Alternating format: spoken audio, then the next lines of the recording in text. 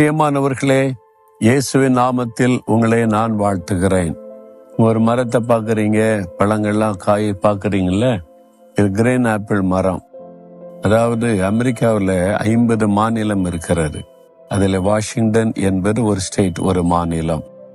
இந்த மாநிலம் ரொம்ப செழிப்பானது. இந்த வாஷிங்டன்ல நிறைய வயல்வெளிகள் இருக்கிறது, பழங்கள் தோட்டங்கள் இருக்கிறது. அதில் ஆப்பிள் பழம் ரொம்ப விசேஷமானது.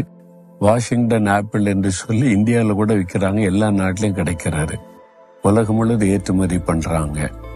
ஆனா இங்க அந்த வாஷிங்டன் ஸ்டேட்ல சியாட்டல் பட்டணத்திலிருந்து தான் உங்களோட பேசுகிறேன்.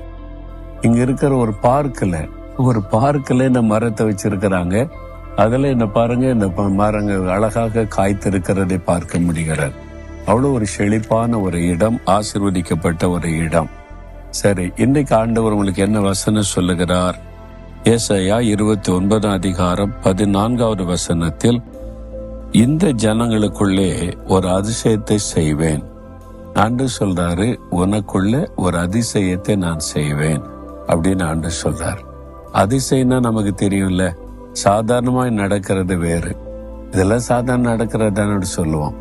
ஆனா இதுவா, இப்படியா நடந்துச்சு, இப்படி நடக்க முடியுமா அப்படின்னு நினைப்போம் பார்த்தீங்களா? அது அதிசயம்.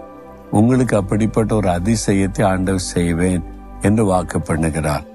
ஒரு அதிசயம் நடந்தாலும் உங்க காரியம் மாறும். அது மாதிரி ஒரு சூழ்நிலையில நீங்கள் இப்ப நின்று கொண்டு இருக்கலாம். ஒரு அதிசயம் நடந்தாதாங்க என் வாழ்க்கையில இந்த காரியெல்லாம் மாற முடியும், இல்லாட்டினா அவ்வளவுதான் அப்படின்னு நினைக்கிறீங்களா? ஒரு அதிசயத்தை ஆண்டவர் உங்களுக்கு செய்வார். நான் ஊழிய பாதையில நிறைய அதிசயமான காரியங்களை நான் பார்த்திருக்கிறேன். இயற்கைக்கு மேற்பட்ட அதிசயமான காரியங்கள். பிறவிலேயே கண் தெரியலன்னா அவங்க கண் பார்வை திரும்ப வருவது கஷ்டம். மருத்துவத்துறையில சொல்லுவாங்க, பிறவிலேயே கண் தெரியல, பிறக்கும் போதே குறைபாடு, அதை சரி பண்ண முடியாது என்று சொல்லி. ஆனால் அப்படிப்பட்ட நிலைமையில பிறவில இருந்த கண் பார்வை இல்லாத ஒரு வாலிப மகளுக்கு ஆண்டவர் கண் பார்வை கொடுத்தது என் ஊழியத்திலே பார்த்திருக்கிறேன். ஒருவருக்கு அல்ல, 2 பேருக்கு அப்படியே 2 கண் பார்வையும் இல்லாத சூழ்நிலையில ஒரு மகள் பாருங்க, இந்த கண் பார்வை இல்லாதவங்க படிக்கிற ஸ்கூல்ல படிச்சு, அந்த பிரெயில சொல்லுவாங்கல்ல, அந்த எழுத்தெல்லாம் படிச்சு அவங்க டிகிரிலாம் முடிச்சிருக்கிறாங்க. அவங்க கையில கம்போடு தான் டிராவல் பண்ணுவாங்க. ஒரு கூட்டத்துல வந்து பங்கு பெற்று விசுவாசித்து தன் கண்ணில கை வைத்து, இயேசுவே என் கண் பார்வை தாங்க, நீங்க உலகத்துல லாபம் போது எத்தனை பேருக்கு அற்புதம் செய்திருக்கிறீங்களே, எனக்கு ஒரு அற்புதம் செய்யுங்கன்னு ஜெபிச்சாங்க. கண் பார்வை வந்து விட்டது. அவங்க மேடையில வந்து சாட்சி சொன்னாங்க, பாருங்க நான் அவங்களுக்காக ஜெபிக்கவே இல்லை. அன்றைக்கு அவங்க ஜெபம் பண்ணாங்க இயேசு இடத்துல, அவங்க விசுவாசித்தாங்க, அற்புதம் நடந்து விட்டது. பெரிய அதிசயம். எல்லாரும் ஆச்சரியப்பட்டு தேவனை துதித்தாங்க.